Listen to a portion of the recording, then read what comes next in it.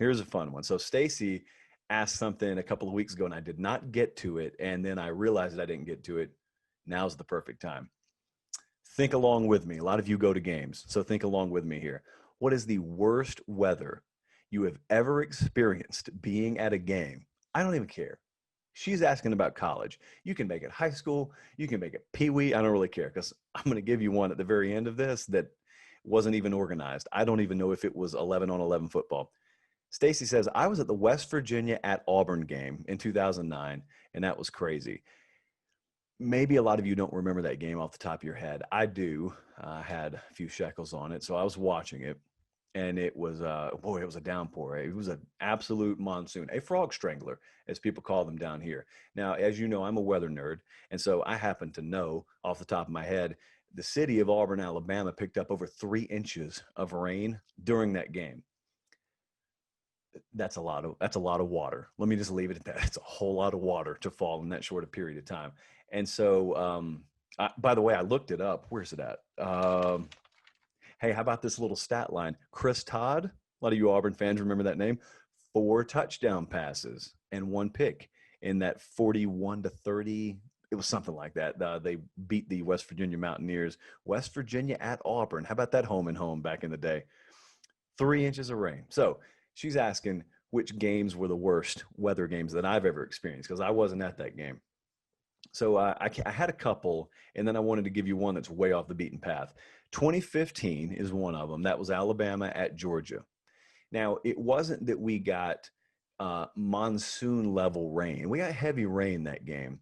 But what was so frustrating to me leading up to that week is if you're from the South, especially if you cover college football in the South, and you had for a while, Georgia and Alabama never play. So you got fan bases that are rivals in a sense because they recruit against each other all the time. They compete against each other all the time. It's border states, but yet they hardly ever play unless they were meeting in a postseason type situation. So when we have those games, no one wants to see a downpour. I mean, it's fun to watch that if it's, NC State against Wake Forest, but when you got Alabama versus Georgia, you didn't want to see it. Well, it became abundantly clear there was this tropical system off the Atlantic seaboard, and it was going to happen. And so sure enough, man, we had to leave like 2 or 3 hours ahead of time as opposed to what we normally would do because I was covering the game. So we drove up to Athens that morning. It's just raining the whole way, and it's raining during warm-ups, and it's raining during the game.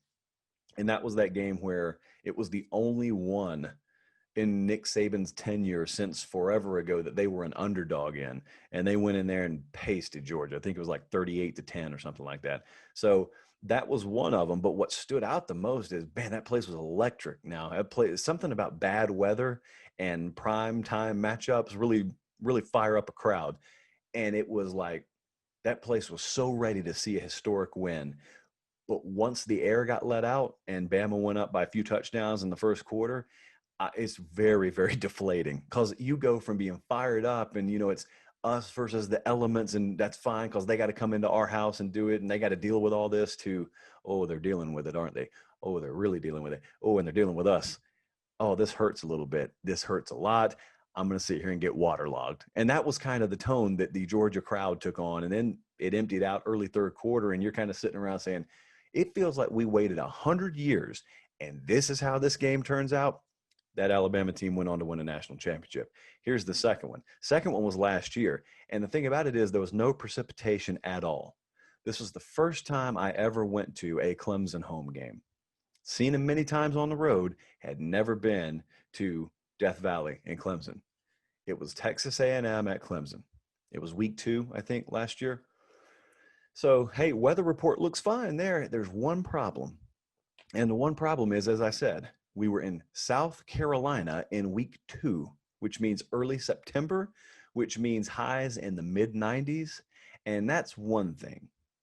But what you don't realize sometimes, I'm not complaining because it's a very blessed situation that we get to be on the field on the sidelines for these big games. But the thing about it is there's a reason why they tell you field temperature. It's a lot hotter on the field than the air temperature. So 3:30 kickoff there, 113 degrees is what the field thermometer says. And again, don't take it as complaining, but it's not necessarily my most favorite memory ever.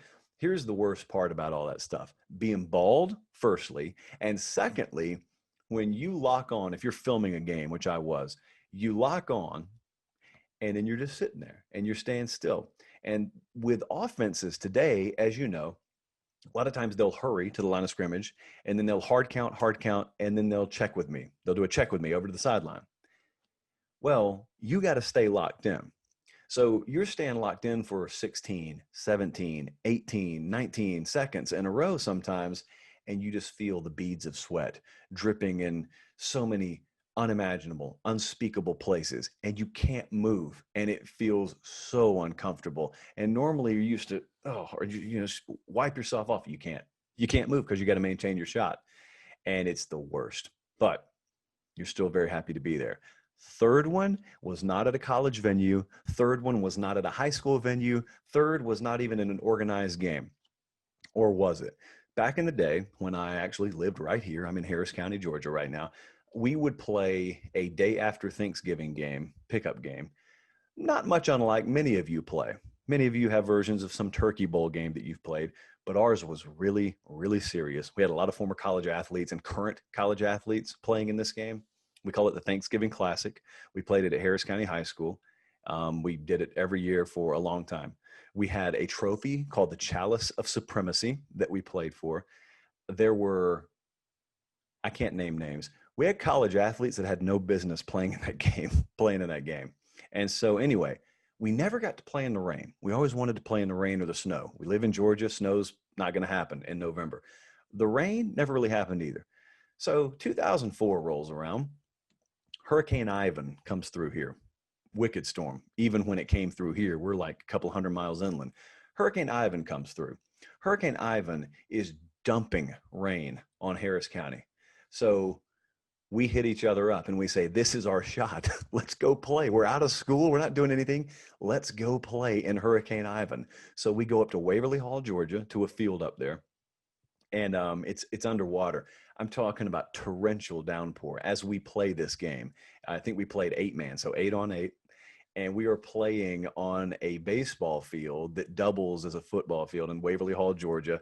Not the best drainage in the world, as you could imagine. It's next to a place called Pate's Farm Equipment. Never met him in my life. Never. There are a lot of places around Harris County that are named after me. I don't know necessarily the genealogy, but sometimes I take credit for it to make myself feel like a big deal, a lot bigger deal than I am here. And so anyway, back to the story. Water is ponded on this field. Like you're sinking up to your socks in the water every time your feet hit the ground. Sideways rain. It's still like a tropical storm coming through even at that point. There were a lot of ant beds on that field. So the ant beds got flooded. So there were these chunks of ants that were like holding on to each other for dear life that were just floating on top of the water. Craziest thing I've ever seen. You didn't want to get tackled in them. I crackback blocked a buddy of mine, a block that would be illegal in today's football, who works up in Nashville right now, by the way. I crackbacked him. I swear he slid like 20 yards. Wildest situation. Also, Harris County sheriffs, because they didn't want to be on the road, slowly started to pull into the parking lot, just watching us. Bunch of idiots out here in the middle of a hurricane playing football. Now, that was the most fun that I ever had. The other two were not necessarily as fun, but those are the most vivid weather games I've ever been a part of. Now, I can assure you of this. Some of the videos we do, like Colin will cut this video up for individual use. Some of the videos get more traction than others, but some of them get more comments than others. Every one of you has a rain story or a snow story. The Big Ten, you guys have so many great snow games that I've never been able to experience. I mean, I'm in West Central Georgia growing up as a kid. When in the world am I going to see snow during the college football season? So I will look very forward to seeing some of your best weather stories because if I'm a college football junkie and a weather nerd, this is the perfect intersection. In fact, I probably should have done a whole show just on that question.